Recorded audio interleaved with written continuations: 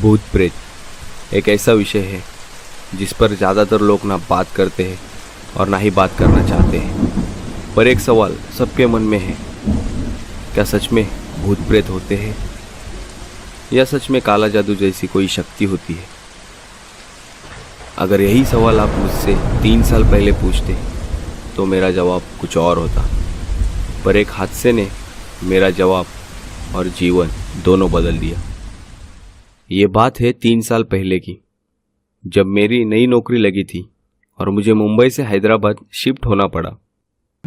नया इलाका था, इसलिए मैंने बिना कुछ जांच पड़ताल किए एक घर रेंट पर ले लिया। मैंने हैदराबाद एयरपोर्ट पर एजेंट से उस घर की चाबी ली और वहीं से टैक्सी कर ली। रेंट पे लिए हुए रूम तक पहुंचते पहुंचते मुझे देर हो गई। मैं टैक्सी से उतरा तो वहां देखा कि एक ही घर जो कि बहुत पुराना था और थोड़ा डरावना सा भी, उसी घर में मुझे रहना था। उस सड़क पर बस वही एक घर था, बाकी पूरी सड़क सुनसान थी। चारों ओर सन्नाटा था। पहली बार मैंने ऐसा सन्नाटा महसूस किया था। मैं थोड़ा डरा हुआ था, पर कल सुबह मुझे ऑफिस जल्दी जाना था, इसीलिए मैं घर की तरफ बढ़ा।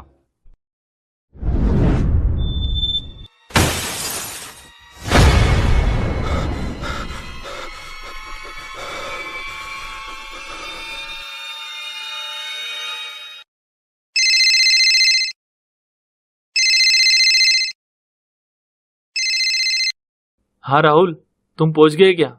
हाँ सर, बस अभी अभी पहुंचा हूँ। ठीक है, फिर आराम करो, कल सुबह ऑफिस में मिलते हैं।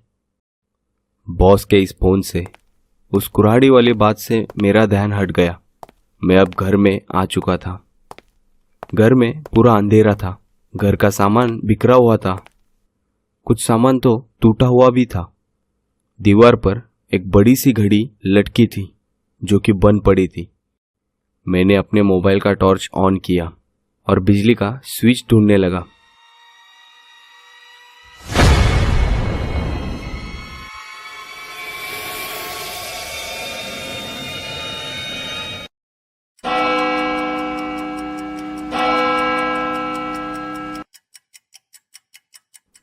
ये घड़ी तो बंद थी, अचानक चालू कैसे हुई? मुझे कुछ समझ नहीं आ रहा था। मुझे लग रहा था कि मैं एक डरावना सपना हकीकत में जी रहा हूँ। तभी मुझे बच्चों की खेलने की आवाज़ सुनाई दी। इतनी रात गए यहाँ कौन खेल रहा था? ये सोचकर मैंने घर के बाहर झांक कर देखा तो घर के आंगन में 2 बच्चियाँ खेल रही थी।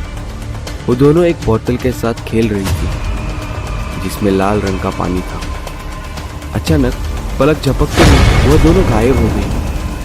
मुझे मेरी आंखों पर विश्वास नहीं हो रहा था। मेरे दिमाग ने भी काम करना बंद कर दिया कि तभी मुझे एहसास हुआ कि कमरे में किसी ने रोशनी जलाई हो, किसी मोमबत्ती की रोशनी। जैसे ही मैंने पीछे देखा, अगले दिन मेरी आंख खुली तो मैं घर के बाहर सड़क पर पड़ा हुआ था। मैंने देखा कि 2 लोग मेरी तरफ आ रहे थे और मैं फिर से बेहोश हो गया। 2 दिन बाद मुझे होश आया। मुझे पूरी तरह से रिकवर होने में 10 दिन लगे। ठीक होने के बाद उस घर के बारे में मुझे एक कहानी पता चली जो कि दिल दहलाने वाली थी। उस घर में एक औरत अपने पति और 2 बच्चों के साथ रहती थी। पैसों की तंगी को लेकर अक्सर झगड़े होते थे। एक दिन उस औरत का पति घर छोड़कर चला गया।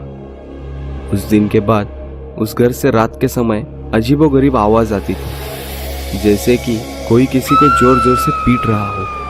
और जब भी कोई बाहर का आदमी उस घर में क्या चल रहा है ये देखने के लिए जाता, वह औरत उस पर कुल्हाड़ी चला देती। वो औरत जादू टोना, काला जादू में दिलचस्पी रखती थी। अब उस घर में एक तांत्रिक आने लगा जो शायद उस औरत को काले जादू में मदद करता था।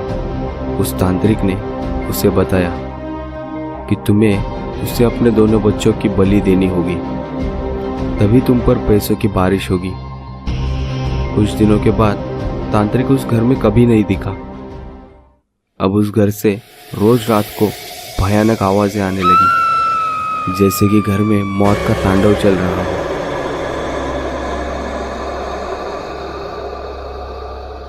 पड़ोसियों ने परेशान होकर पुलिस में कंप्लेंट कर दी।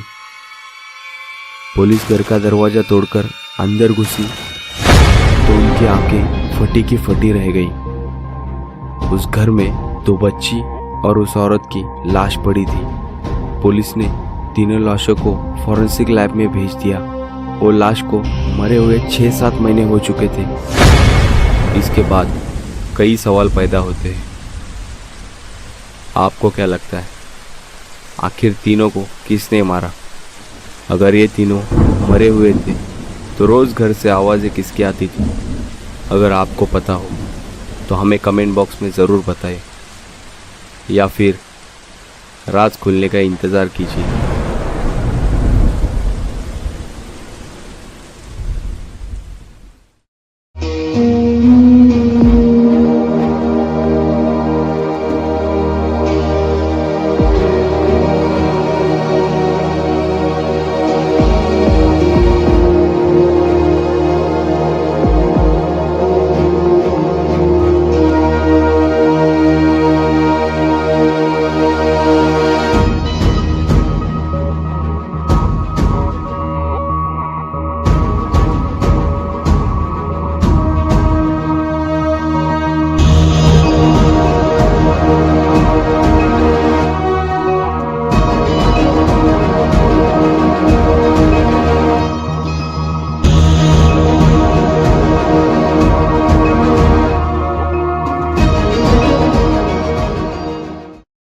परिवार में पति पत्नी और 2 बच्चे खुशी से रह रहे थे, पर खुशी को नजर लगने में देर नहीं लगती। कहते हैं कि लालच हो तो कितना भी पैसा हो वो कम ही पड़ जाता है। उस औरत के साथ भी ऐसा ही हुआ। आए दिन पति पत्नी में पैसों को लेकर झगड़े होने लगे। वो आदमी उस औरत को जितने भी पैसे दे उसे कम ही पड़ते थे। सुनो, मुझे कुछ पैसे चाहिए। पैसे? अभी परसों ही तो दिए थे। वो तो खत्म हो गए। क्या खत्म हो गए इतने जल्दी? देखो, मुझे पैसे चाहिए बस। अगर तुम्हारे खर्चे ऐसे ही बढ़ते रहे तो हमारी सेविंग के साथ साथ मेरी तनख्वाह भी पूरी नहीं पड़ेगी तुम्हें। एक दिन दोनों में पैसों को लेकर झगड़ा चल रहा था। आदमी इस रोज रोज के झगड़े से तंग आ गया था और गुस्से में उसने उस औरत पर हाथ उठा दिया। अब उस औरत का खुद पर से ताबा छूट गया और उसने एक चाकू लेकर आदमी पर वार कर दिया। अरे पागल औरत, ये तूने क्या किया? बस अब बहुत हो गया। मैं यहाँ एक पल भी नहीं रहूंगा। बच्चों, चलो मेरे साथ। ये मेरे बच्चे हैं और मेरे साथ ही रहेंगे। तुम्हारे खुद की पैसों की भूख खत्म नहीं हो रही है और तुम बच्चों को क्या खिलाओगी? तुम्हें इससे क्या? तुम्हें जाना है तो जाओ, पर मेरे बच्चों की तरफ देखना भी मत। अब तो मैं जा रहा हूँ, पर मैं एक दिन जरूर आऊंगा।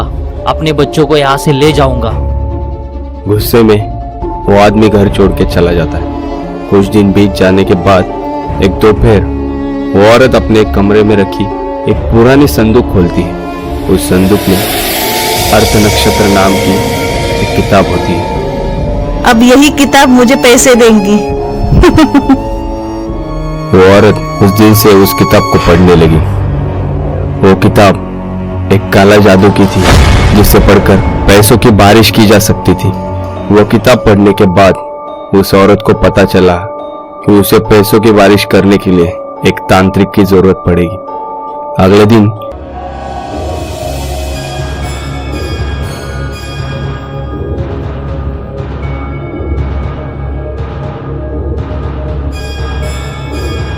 वो औरत एक तांत्रिक को बुलाती है।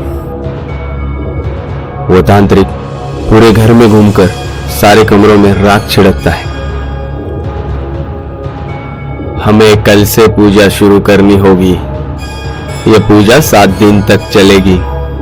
हर दिन तुम्हें भोग में पैसे और सोना चढ़ाना होगा। 7वें दिन हमें बलि देनी होगी और जैसे ही बलि पूरी होगी तुम पर पैसों की इतनी बारिश होगी कि तुम कभी सोच भी नहीं सकती। ये सुनकर वो औरत बहुत खुश हो गई। उसके दिमाग पर हावी होने लगी। पैसों की लालच ने उसे इतना अंधा कर दिया था कि उसे क्या सही और क्या गलत पता ही नहीं चल रहा था। रोज तांत्रिक आकर पूजा करता, औरत भोग में पैसे और सोना रखती। पूजा के अंत में तांत्रिक आग में मंत्र फूंकता और सारे घर में धुआं हो जाता। इसी के साथ पैसे और सोना भी गायब हो जाता। ये देखकर उस औरत का विश्वास और भी बढ़ जाता है। उसकी पैसों की चाहत और भी बढ़ जाती है। तीसरे दिन अचानक उस औरत का पति घर आता है।